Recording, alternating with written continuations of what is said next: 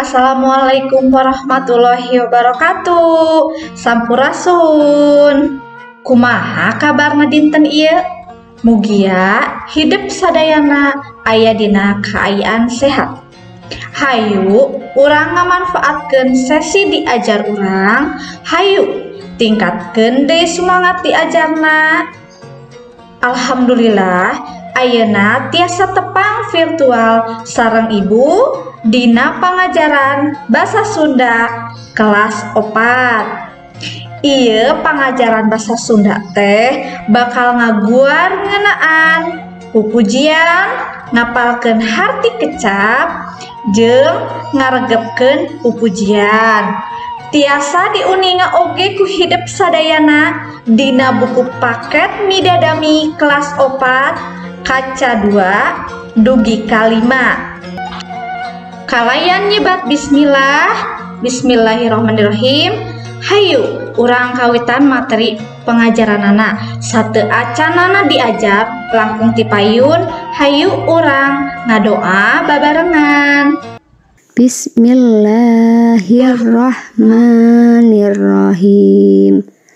Raditu billahi rabba wa bil islami dina wa bi muhammadin nabiyya wa rasula. Rabbi zidni ilma warzuqni fahma. Nah, mugi Allah masihan kamudahan kanggo urang sadayana. Urang bade diajar endahna hirup babarengan. Nah, sateu acanana kompetensi dasarna 3.1 mikawanoh pupujian ngeunaan endahna hirup babarengan. 4.1 nembangkeun pupujian sinareng nyusun kalimah sederhana ngeunaan endahna hirup babarengan. Saatos beres diajar materi dina bagian ieu, murid dipiharep tiasa mikawanoh teks pupujian ngeunaan endahna hirup babarengan sareng tiasa ngadugikeun teks pupujian sareng nyusun kalimat saderhana ngeunaan endahna hirup babarengan. Naon sih anu dimaksud pupujian? Pupujian asal kata tina puji, nyaeta karya sastra anu ditulis diwangun puisi ditepikeunana biasana dinadomkeun atawa dikawihkeun teh dinyanyikeun. Selain dikawihkeun di masjid, memeh azan pupujian sok dikawihkeun dina acara salamatan orok, nyunatan, atau diajarkeun di pengajian di madrasah atau di sekolah-sekolah. Nurutkeun eusina pupujian dibagi jadi sabaraha rupi. Kahiji, aya muji ka Gusti Allah. Kadua, doa jeung tobat. Anu katilu, sholawat Nabi. Kaopat, pepeling. Kalima, pangajaran keagamaan. Salajengna hayu urang maca bedas. Judulna pupujian. Dangukeunnya ku sadayana. Paso sore mida jeung babaturana karek pisan rengseng ngaji. Sakedeung deui waktuna magrib. Sakedapan mah di jero masjid teh mani recep ku sora barudak. Aya oge nu kalah tuluy hareureuy jeung papada baturna. Hei, gerak kacarai, cek Ustad Sarip. Barudak teu talangke ting laleos ke tempat wudu. Teu lila ngong ka kuping Ustad Sarip pupujian kana speaker. Kitu ilarna di Masjid Sukasari mah. Ari tas beres ngaji teh samemeh asup waktu maghrib barudak sok parupujian heula taralila. Paling oge 10 menitan. Barudak anu tos wudu tuluy guk gek dariuk ngajajar ngom milu pupujian.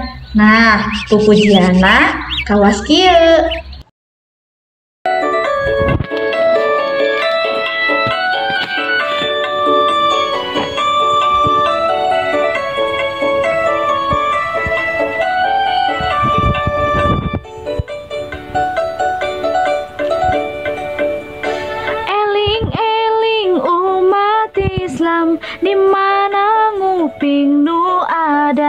eta teh pangagentraan enggalkeun ka masjid datang.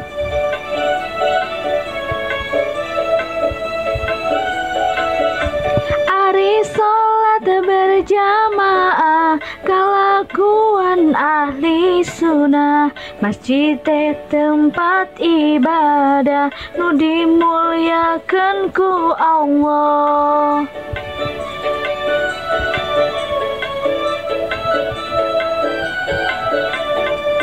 Eling umat Islam di mana nguping nu adan, eta teh pangagentraan enggalkeun ka masjid datang.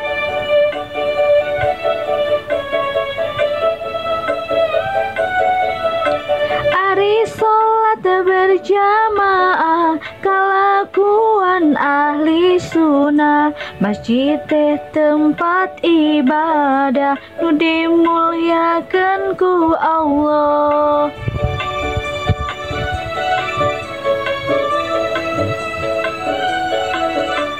Beres pupujian eta, tuluy ganti ku pupujian anu ieu.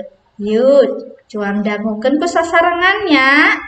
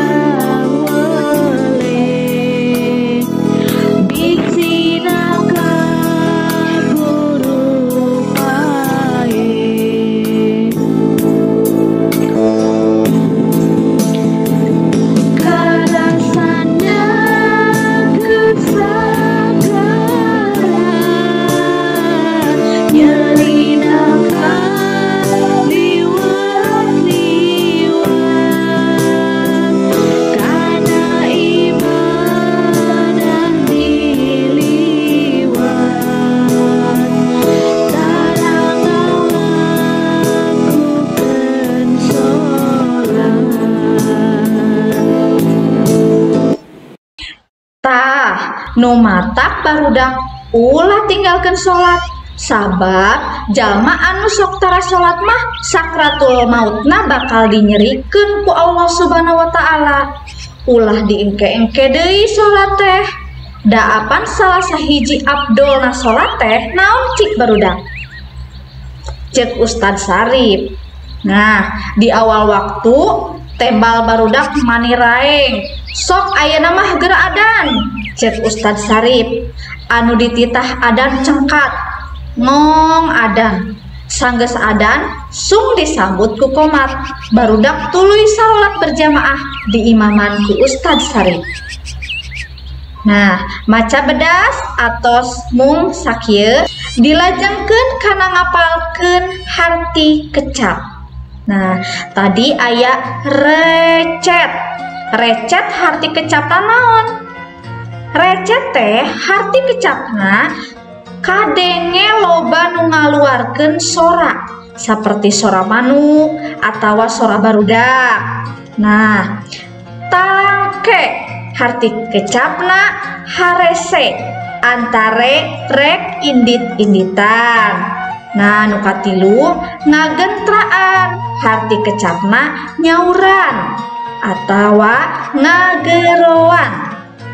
Salajengna campoleh harti kecapna lalawora atawa asal-asalan. Salajengna nyakrawati harti kecapna marentah bisa ngereh nagara batur gagah perkasa. Nah, anu salajengna sakarat teh harti kecapna rek ngalepaskeun nyawa. Nu salajengna hayu urang ngaregepkeun pupujian. Di handap aya pupujian anu bakal dinadomkeun atawa ditembangkeun bandungan sing sregep. Tuluy turutan ku hidup babarengan. Yuk, cong turutan pupujianana. Eling umat muslimin muslimat, hayu urang berjamaah salat maghrib estu kewajiban urang keur di dunya ngopi bekelen urang jaga di akhirat. Hatur nuhun pupujiana atos dinadomkeun, hatur nuhun atos didangukeun ku dayana nya. Nah, ieu aya pupujian anu kadua. Hayu urang ngaregepkeun pupujian anu kadua. Bandungan sing sregep tuluy turutan. Allahu Akbar, Allahu Akbar. Kakuping soanten adan ti masjid ti katebihan sing horeng teh ngawartosan ngajak sholat babarengan. Saha anu palai bagja kenging panggilan berharga, Gusti Allah pangagungna wajib diheulakeunana. Hatur nuhun atos ngaregepkeun pupujian anu kadua, atos ngabandungan langkung atos nurutan pupujianana. Hatur nuhun ya barudak. Nah, ayeuna lajeng kana pancen hiji. Tah, coba engke ku hidup catetkeun hiji pupujian anu osok remen kadenge ti masjid lembur hidup. Pupujian usahakeun anu make bahasa Sunda. Saupamana geus dicatet, tuluy apalkeun eusi jeung cara nganadomkeunana. Lamun eueuh, cukup apalkeun bae salah sahiji pupujian di luhur. Lengkep jeung cara ngalagukeunana. Kahartos sadayana barudak. Alhamdulillah kahartos mah. Nah, hayu urang simpulkeun tina pengajaran anu tadi. Nah, pupujian asal kata tina puji, nyaeta karya sastra anu ditulis diwangun puisi, ditepikeunana biasana tina dongkeun atawa dikawihkeun teh dinyanyikeun. Kahartos sadayana. Salajengna hayu urang ngarefleksi tina pangajaran ieu. Aya anu sesah tina pangajaran ieu? Alhamdulillah upami atos kahartosnya barudaknya. Nah, cobi ayeuna naon sih manfaatna tina materi ieu teh?